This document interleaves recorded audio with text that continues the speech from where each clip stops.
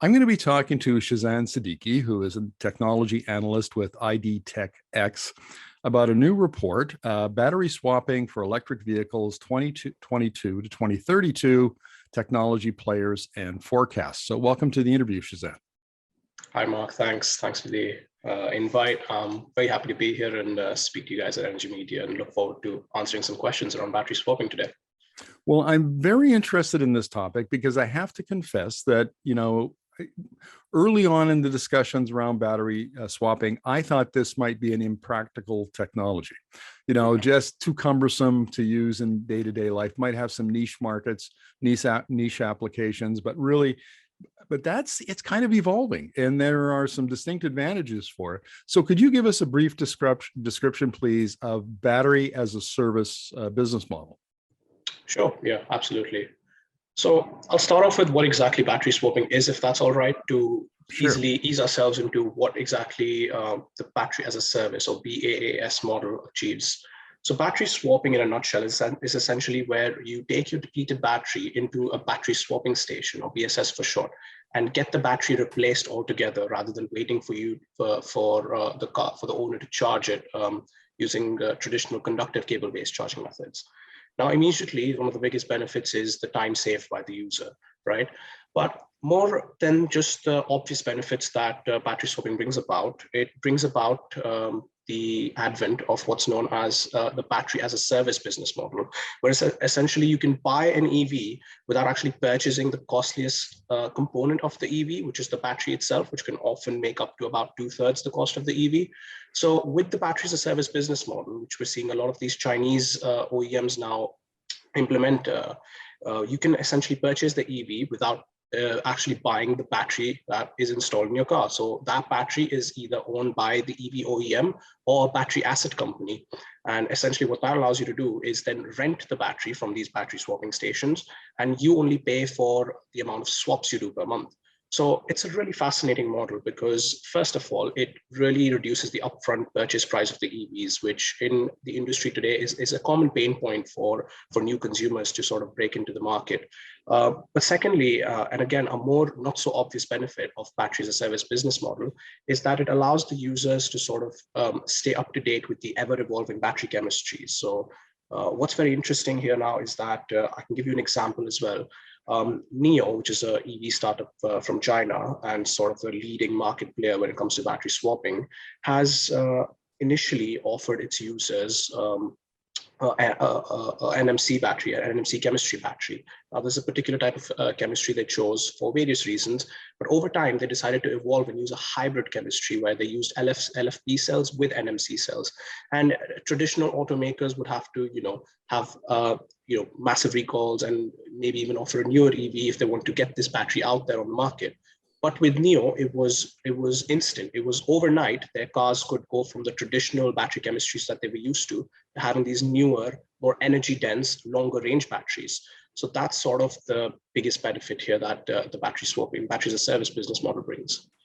Yeah, I can see that as a major advantage because I've interviewed a number of battery experts over the last year or two. And the impression that I take away from that conversation is that battery technology is evolving very rapidly. We're going to be seeing solid state, we're going to silicon anodes, all sorts of improvements in the performance and the energy density and range of these batteries.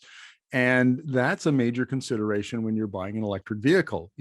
Do I jump in now? Will I get X amount of range, or do I jump in 2 years or 3 years down the road when I could be getting substantially more range?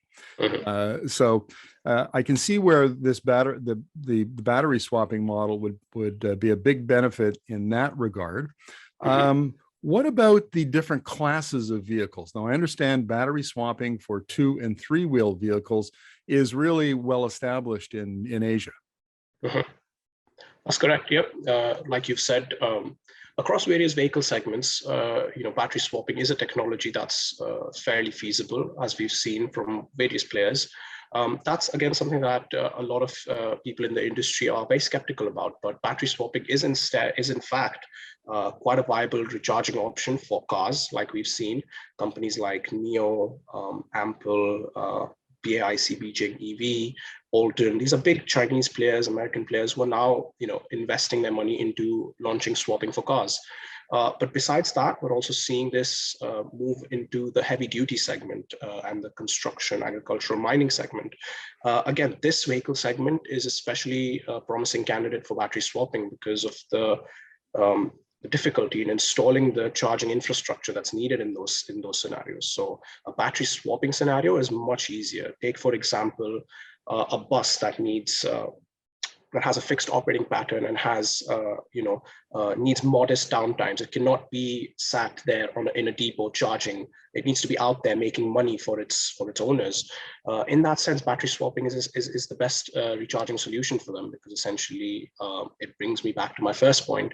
You can just go into a swap station, get your batteries changed around, and the turnaround time and the throughput time is much faster. So yeah, we are seeing this technology being used across various vehicle segments, and it's a matter of time where we see more and more segments take up this technology. Well, I want to get back to the 2 and 3 wheelers, because I interviewed Bloomberg NEF not that long ago, and they were talking about how not only is the number of 2 and 3 wheelers booming in Asia, but it's rapidly shifting from internal, the small gas powered engine to the electric motor. Walk us through what that looks like. I gather that the battery is like a vending machine, and it's very easy and cheap for the user. Yeah, that is true. Yeah. So we've seen a lot of companies do this, and again, talking specifically with some examples in my head, companies like Gogoro, again, a massive Taiwanese player of battery swapping in the 2-wheeler segment. They are essentially, like you said, they're popping up with these networks of swap stations, which essentially look like vending machines. They're about the size of a vending machine as well, similar footprint. They connect to the low to medium voltage grid, so no sort of special electrical infrastructure or grid upgrades needed. And yeah, they have these sort of slots where these battery packs are stored.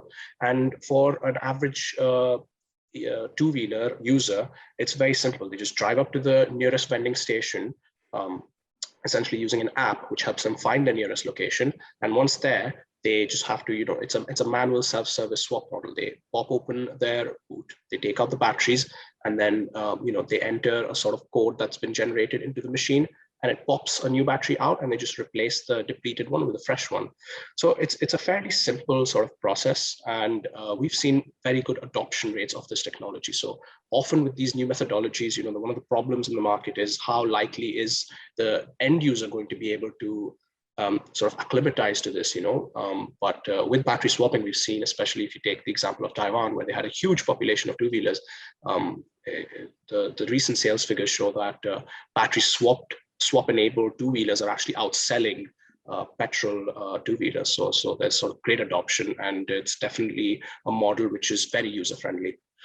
Now, I interviewed an economist from India about this, and her point was that different segments of the population require 2 and 3 wheelers at different prices. So if you're a delivery person, for instance, which is booming in the big cities of India, you need something that's really inexpensive, and you don't want to buy the battery. You want to lease it. That's very important. At the higher end of the market, and so these would be professionals maybe that are going, they're taking a 2-wheeler into their office. They're okay with owning the battery and charging it at home because they have better infrastructure, those sorts of things.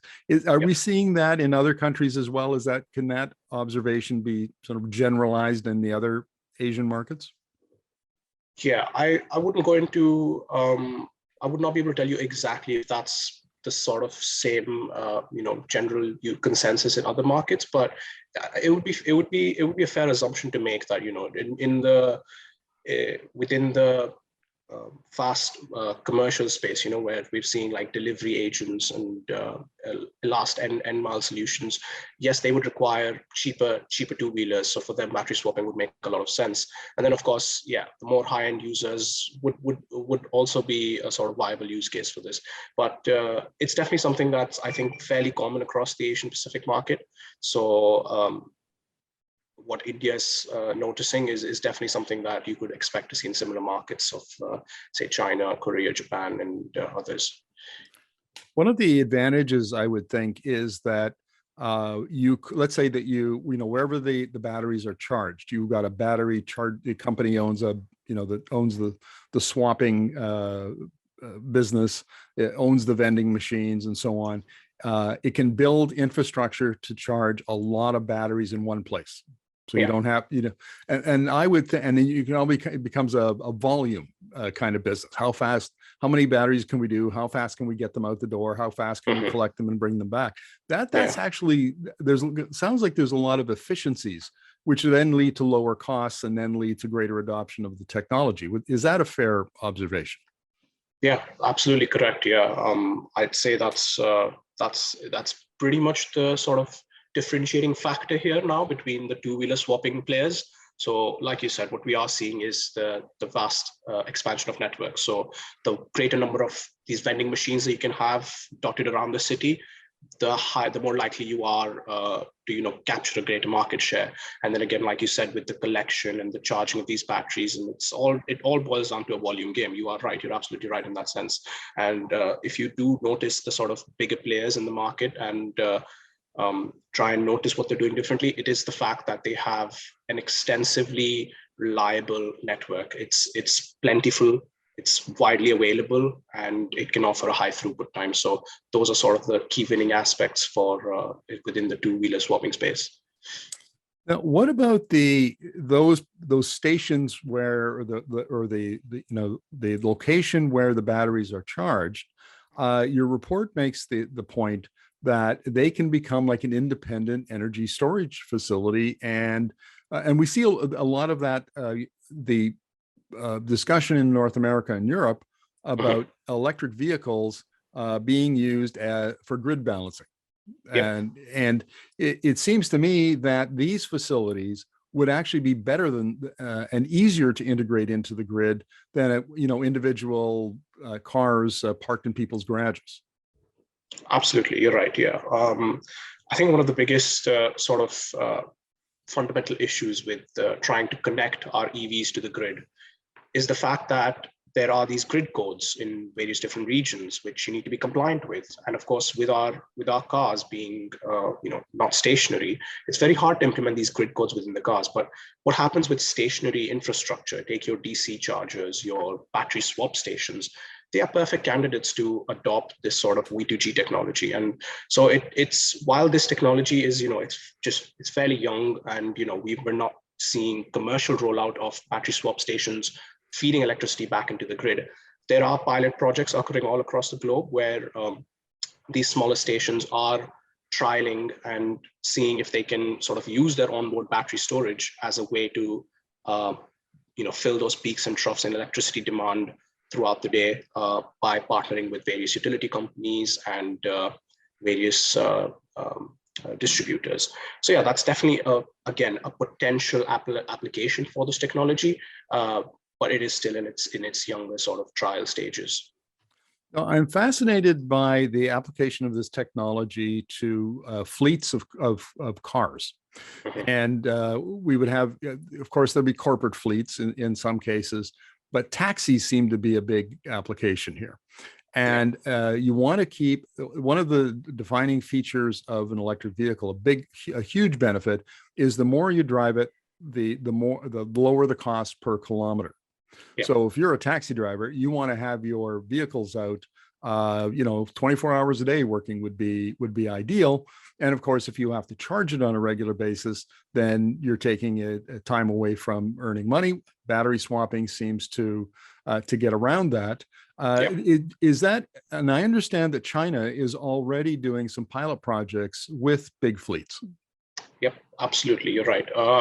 So we're seeing cities like Beijing in China, where essentially with legislation, they are trying to phase out all the petrol and diesel taxis to become fully electric.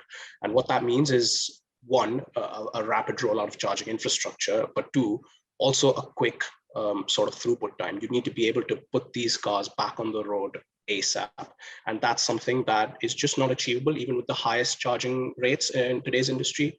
So that's essentially where battery swapping is trying to fill the gaps. And we're seeing, again, China spearheading this movement by implementing battery swapping technology across various fleets. So one of the biggest sort of prominent players in this field is Alton, who's the biggest sort of third-party swapping service operator in China.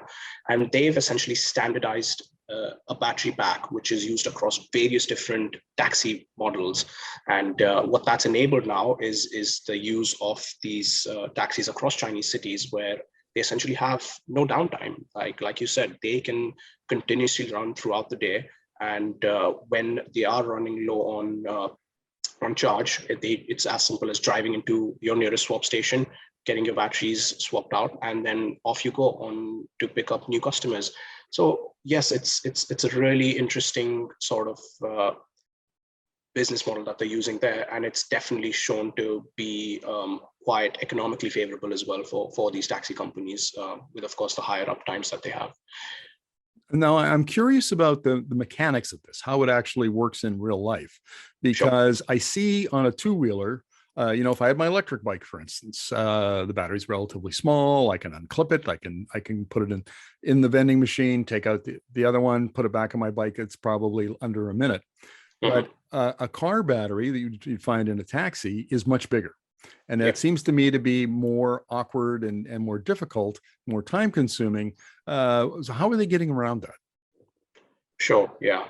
So that's something that was sort of our focus with our IDTechEx research.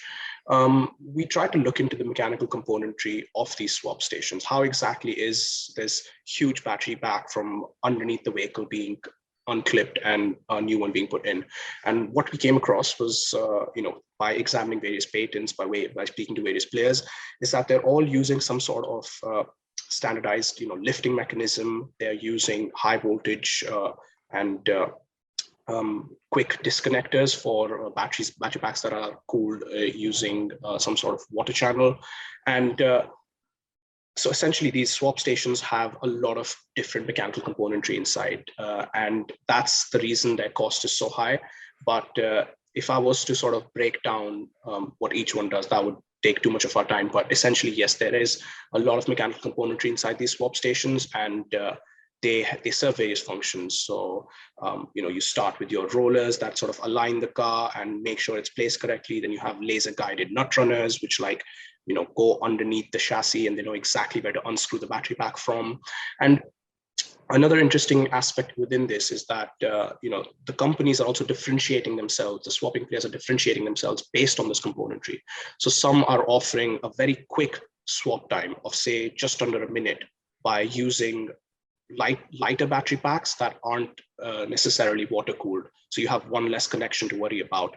But then there are also companies like Neo who might take just about 3 minutes to swap a battery, but then they're replacing a much bigger battery that is also using a water cooled channel.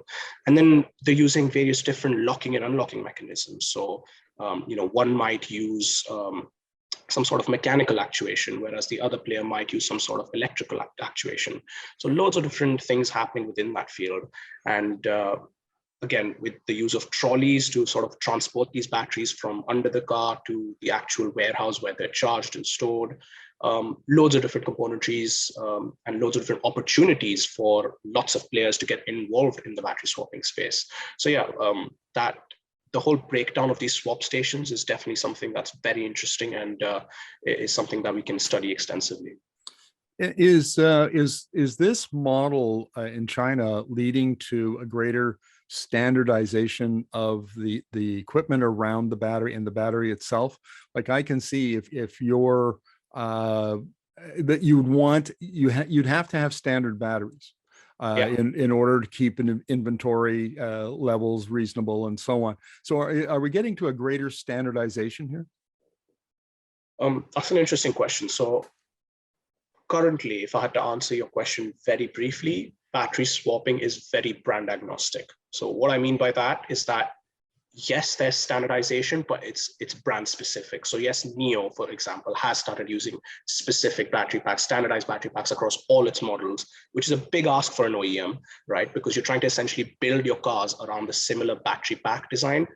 But then you also have players like Alton, who are a third-party swapping service operator. So they don't make any cars, but what they do make is the standardized battery pack and the standardized swap station. And then you have all these bigger various Chinese auto OEMs, all the way from car manufacturers, van manufacturers, truck manufacturers who are partnering with Alton, using their swapping platform, using their standardized battery packs to implement that technology.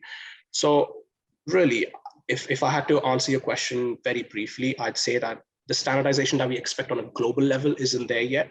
But yes, we are starting to see standardization within the battery packs from each company that's involved in this space.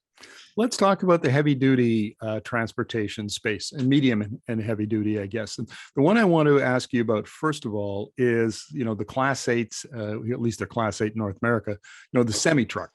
Because It seems to me that this would be a really good application, because the truck itself could be designed so the battery pack is easy to get to.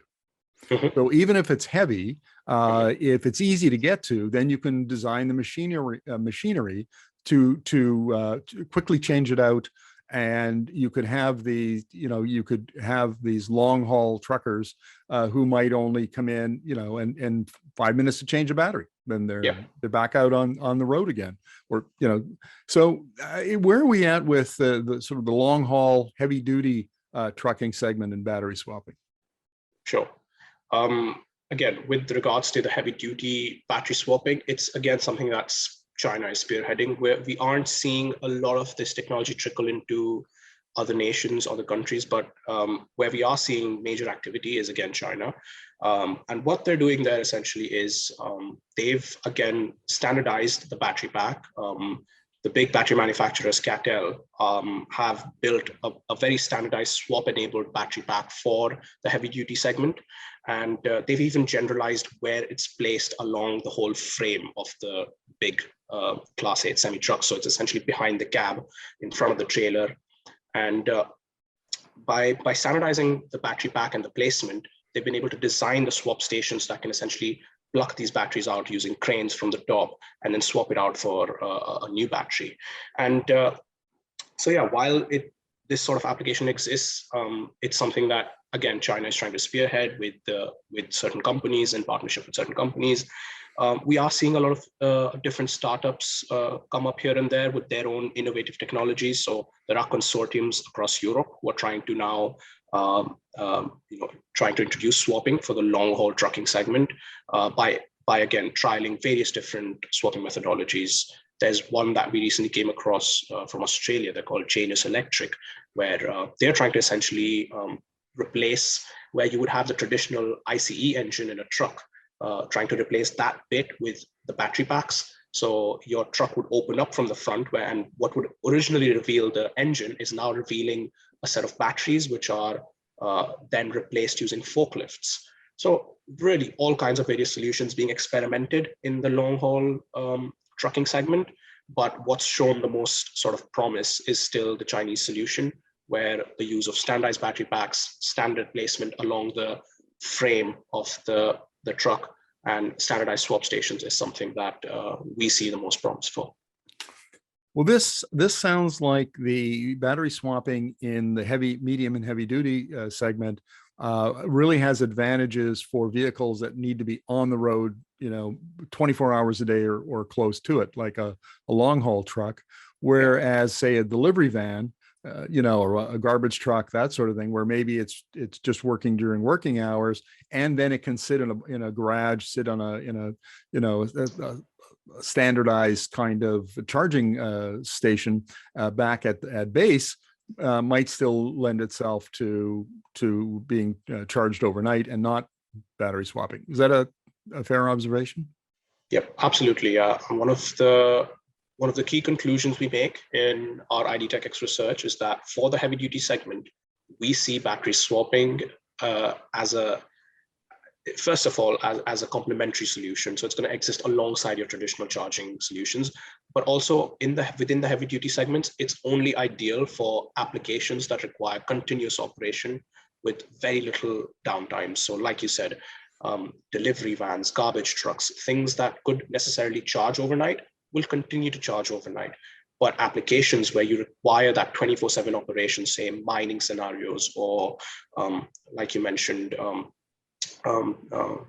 other scenarios, they would require battery swapping, and that would be the sort of winning segment there. The big question, this will be the final question for you, Shazan, is will the models that are emerging in China, what are the likelihood that they will migrate eventually to Europe and North America? Sure. And I think that is the burning question now that the whole industry is asking within battery swapping.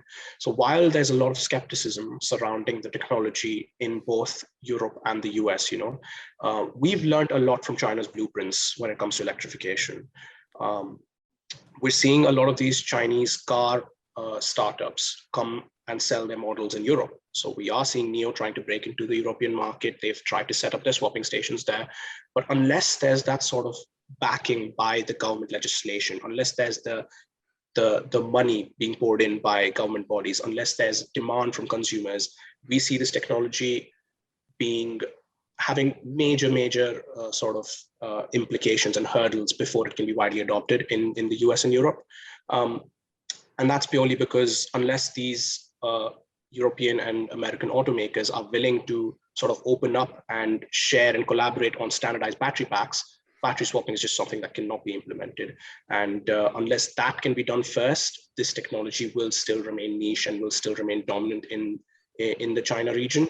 So ultimately, I think while China is showing us how it can be done, it's very much up to local OEMs and government bodies across the States and across Europe to take up this technology and realize the benefits. Well, Shazan, thank you very much for this. Really appreciate your insights. Cheers. Thank you.